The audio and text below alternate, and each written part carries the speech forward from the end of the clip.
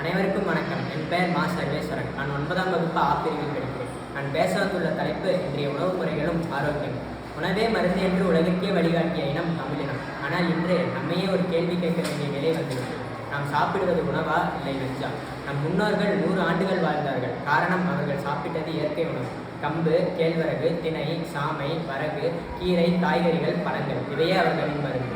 ஆனால் இன்று வண்ணமயமான பாக்கெட் வந்தால் வாங்குகிறோம். குளிர்பானம் என்றால் குடிக்கிறோம். துரித உணவு என்றால் பெருமையாக சாப்பிடுகிறோம். இதுதானா நாகரிகம்?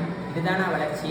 இல்லை, இது நம் உடலை மெதுவாக அழிக்கும் பழக்கம். இன்று மருத்துவமனைகள் பெருகுகின்றன, மருந்து கடைகளும் பெருகுகின்றன. ஆனால் ஆரோக்கியமான மனிதர்கள் குறைந்து கொண்டே இருக்கிறார்கள். ஒரு நாட்டை அடிமையாக்க வேண்டுமென்றால் அதன் உணவு பழக்கத்தை மாற்றினாலே போதும். உடல் பலவீனமாகும், மனம் பலவீனமாகும், எதிர்காலமும் பலவீனமாகும்.